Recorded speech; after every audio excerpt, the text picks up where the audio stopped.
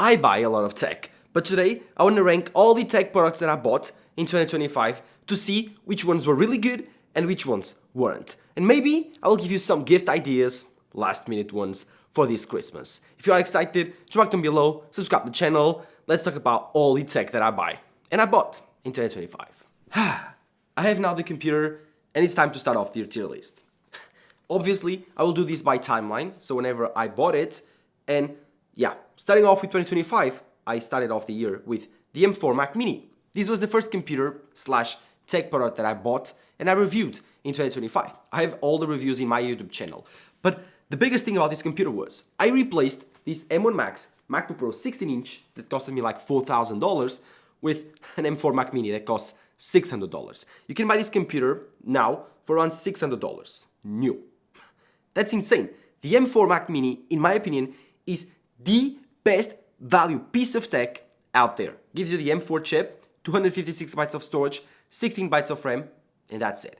But if you need a base computer, a base layer computer, simply the brains of it, then this is the best thing you can buy. It does not give you a display, does not give you the keyboard, does not give you the mouse. But the M4 Mac Mini, in my opinion, is one of the best computers you can buy, and probably one of the best Christmas gifts you can give. This is insanely powerful. It's a computer for 99% of the population.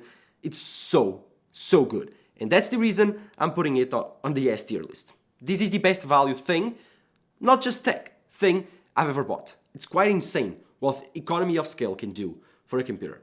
S tier list, no doubt. Next, oh boy. Now, next we have the iPhone 16e. The iPhone 16e was an insane iPhone that Apple launched for $500, around $600, $500. Now you can get it for $500 and something dollars. This is the cheapest iPhone you can buy. And at that time I was like, okay, it seems like a good proposition. You finally get a new design for the iPhone SE. We finally get a 40 megapixel main camera. We finally get USB-C. But I think Apple compromised in some things, some areas, by not compromising enough. I would say this, it means like the iPhone 16e is not bad enough to be cheap enough for people to buy it. I think that having this overall good design, this overall look, this overall feel in the hand, it's too similar for the iPhone 16 at the time and now to the iPhone 17. I think that people look at this iPhone and the iPhone 17 and say, well, why would I buy the iPhone 16e with only one camera with 60 Hz? Why? Whenever I can buy the iPhone 17 for like $750 and I get much better deal with it. Maybe this is a price ladder device, not simply a device for selling, but I don't know currently how the sales of the iPhone 16e are, but I've seen some people with it. It's not a bad iPhone, it's the cheapest iPhone. If you want to get into the Apple ecosystem, it's great, and you have USB-C. But I would say this is not the best value iPhone, definitely. And the iPhone 16e, in my tier list, needs to go into the C category. It's not quite trash, but from what I reviewed of the iPhone 16e, and I kept it for like 3 months, so I did long-term reviews with it. I've switched for the iPhone 16e for like 2 weeks. It was a very, very small device, and it was actually very compact and lightweight, and I thought at the time, oh my god, I love this. But then I understood that the thing that I liked the most about the iPhone 16e was not the device, was not the cameras, was not the display, but surely was the size. And that's why I bought the iPhone 17 Pro, and not the iPhone 17 Pro Max this year. This is not the best value smartphone out there, definitely, and I would say that if you want better, try to find an iPhone 15 or 16 used for the same price or even cheaper. Those are better iPhones. And if you can save a little bit more money, you can buy the iPhone 17. And that, boys, that's the best value iPhone you can buy in 2025. For sure. New. Okay, moving on for the next tech product that I bought. This might be quite surprising. I actually bought the Samsung S25 Ultra, and I reviewed it for 1 month. I love this device. This is the best Android phone ever made. This is so good, so premium, so well made. And I think that this is the most overkill phone you could buy. It has 5 cameras. Yes, 5 cameras. 2 telephoto cameras, quite insane. It has an amazing main camera system with a 40 megapixel main sensor or 50 megapixel main sensor that can reach up to 200 megapixels. Quite insane. It has the S Pen, really, really good. And the best display on a smartphone available. This is awesome, and I love the Samsung S25 Ultra. Samsung simply does an amazing job every year with this phone. The thing is, it runs Android, and it's quite expensive. I paid around $1,400 for this device. Yes, I bought it when it was actually pre-launched, so I got a better deal, but this is not the best value smartphone, for sure. If you love Android, if you love the customization of it, if you love the freedom of it and the open source software, then this is the best Android phone that you can buy. But because of that, I'm not giving it S tier, neither A tier. I think that the Samsung S25 Ultra, in terms of value, is definitely B tier. And with this, I'm not saying that the Samsung S25 Ultra is a bad phone. It isn't. It's actually a really, really good device. And in my opinion, like I told you, it's the best Android phone you can buy. I've also bought the Google Pixel 9 Pro in 2025 and the Google Pixel 8 Pro in 2023. And in 2025, this year, I did not buy the Google Pixel 10 Pro because I thought that Google Pixels, they're not the best smartphones out there. And I review them like every single year. And I thought, I don't think it's worth the investment. I don't think it's worth for me to spend the money and be here reviewing the product and then saying at the end, it's not my favorite. So I would say that currently, the Samsung S25 Ultra is the best Android phone you can buy. Surely, and I'm putting it on the A tier because I don't like Android. And for me, it's not worth it. But it's an awesome, awesome device for lots of you out there. The only critique that I have is the ecosystem. I think that the Samsung ecosystem could be better organized. And I think that it feels all that Samsung products makes, all the Samsung devices from the ecosystem are just a little of a copy from Apple. I'm not saying they are a complete copy, but I say they are just taking a small look at the side from the Apple ecosystem. They could innovate themselves. They have so many products that Apple doesn't.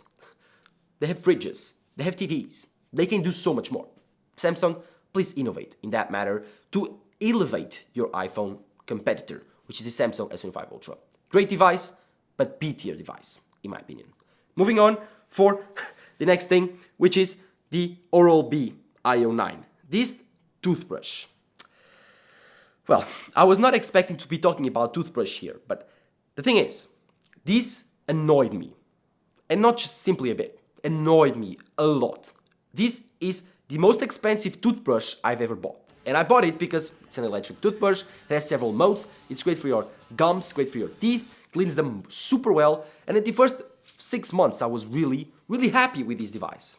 So happy. And I was thinking like, oh, it has battery for 1 week, I can travel with it, I don't need to bring the charger, it has its own like small box to bring the toothbrush everywhere, you can also charge it in the box, you can replace the heads and have several ones and you won't be needed to throw the motor away, so it's more environmentally friendly, you have lots of things. The thing is, this is so trash. This is a scam. I feel scammed. And the reason is, it has batteries inside. And you know what happens with batteries and time? Well, they degrade. Everyone knows that, right? Well, it seems that Oral-B doesn't, because the batteries lasted me 6 months. After the 6th month that I was using this device, it died on me. It started to die whenever I was toothbrushing. And it started off with dying at 2 minutes of brushing, and then 1 minute and a half, and then 1 minute, and then it simply turned on for like 10 seconds. And now it's not usable, and I charge it every single day, and I try to use it, and it's not usable. This lifespan of the device was like 7 months maximum, and this is a very, very expensive toothbrush. Costed me $200 to the trash. Did not last me 1 year, not even 1 year. And another thing is, this is exposed to a lot of water. Maybe, just maybe, this is a dud, and some water went inside and fried the motor or fried the batteries, whatever. But it's not an excuse. This device cannot last me 7 months, 8 months. This is too expensive to do so. I never heard people talking about this, and it has a great app. It is very easy to use, very intuitive. It has several modes that make using this toothbrush very comfortable. And it actually works. It cleans better your teeth than normal toothbrushes. But I cannot be charging my toothbrush every single day for it to die on me after 15 seconds. No. I think that this device is surely on the trash category.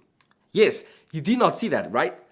Just go back on the video. Go back on the video and see if there's a trash tier with other products. There is not. But because of this device and this single product, I created the trash tier. This is trash. I could have put trash, I could have put scam. This is a bad device. Don't buy this device. It happened to me. Yes, I went to the email contact support, I'd sent an email, no response. And I wanted to know what happened. No guarantee. And so I was like, wait a second, this is not normal. This isn't supposed to happen. This is $200 to the trash. Don't buy this device. Simply don't. Buy other brands, buy new models, buy normal toothbrushes. Please, this one is trash. This is my experience, but for me, lasted me like 7 months, 8 months. Pure trash. This is trash tier. For sure, reaching up for the scam. But I don't want to be that harsh. Maybe this is a dud, maybe not. Trash tier for me. I also bought the M4 MacBook Air. This is an awesome device, and I bought it in September for my girlfriend university. This is incredible value. I think that the M4 MacBook Air was those computers that you buy and instantly you are like, oh god, this is cheap. This was very, very cheap. This costs around $1,000. You can get it for like $9.99, and you get 256 GB of storage, 16 GB of RAM, and the M4 chip. Just like the M4 Mac Mini, you get the base model M4 chip. The thing is, it's also incredible. You can get the base model M4, and it's faster than most people need. So this is an incredible value computer. And on top of that, you get an incredible hardware laptop. You get a 13-inch display. That is awesome. This display is so bright, so good, thin bezels, incredible looks, and it's made of LCD, P3 color gamut. You also get an incredible Magic Keyboard, almost the same as the MacBook Pros. You get an incredible trackpad, the same as the other laptops from Apple, more expensive laptops. You get a full aluminum design that is also very lightweight and easy to move around and to carry around. And as you can see, I can be moving this right here, and this device is simply so lightweight and so thin. Like, look at this. Very thin. This is my hand next to it. Like, it's thinner than my hand, which is quite crazy. And because it's so lightweight, easy to carry around, it's so portable, this is the perfect laptop. You have 2 USB-C ports, 1 MagSafe port, 1 headphone jack, and you get the incredible Magic Keyboard. That is also great. Because of all of these reasons, and I think this model is the 24GB model with 512GB of storage, for all of these reasons, this is, in my opinion, the best value laptop you can buy in 2025, and an awesome Christmas gift for you to give this Christmas. If you don't know what to give, $1,000 gives you the best laptop you can buy. On top of all of that, you have the Apple ecosystem, Apple Notes, Apple Music, AirDrop, the Apple Photos app, and end off, you can copy and paste, you have your iPad connection. All of this makes the MacBook Air an awesome choice. And obviously, because of all of that, I'm giving this laptop S tier for sure. Next, we have the last 2 products that I bought in 2025, which were the AirPods Pro and the iPhone 17 Pro. These 2 were very interesting. The AirPods Pro 3 generation, I use them every single day, as well as the iPhone 17 Pro. And so it's hard for me not to put them on S tier because I use them every single day. But I'm a bit of a critic because of these 2 devices. They are very expensive for what they are. These are one of the most expensive earbuds you can buy, and the iPhone 17 Pro is one of the more expensive phones you can buy. But this year, I might say, I'm very, very impressed with the AirPods Pro 3. They were a big jump over the AirPods Pro 2. And I think that over time, they will prove themselves to be the biggest jump for the AirPods Pro lineup. So, in my opinion, I'm putting them on the A tier. This is an awesome device, great sound quality, awesome noise cancellation, awesome transparency mode. They kept the price the same. They added the heart rate monitor. They also added crazy features to it, and it became a way more useful device.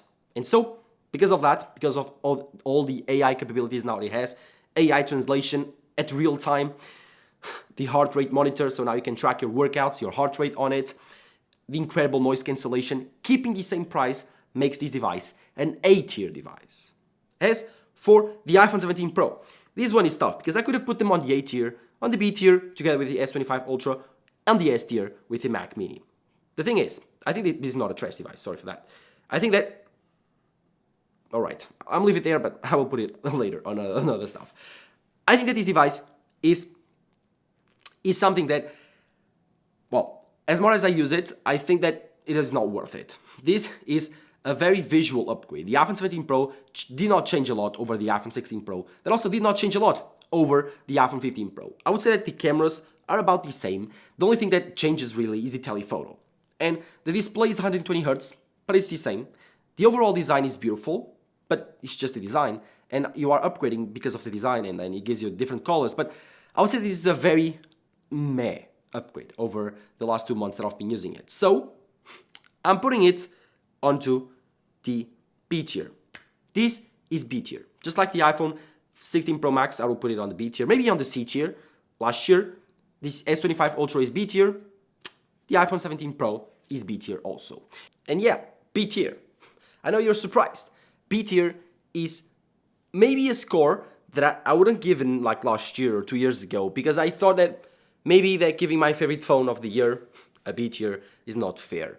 But I would say that this is a very small upgrade, just like the iPhone 16 Pro was, and so I don't think it's justified to give it the A tier like the AirPods Pro 3, or even the S tier in terms of value, just like the M4 Mac Mini. So I think that together with the S25 Ultra, these phones this year are B tier.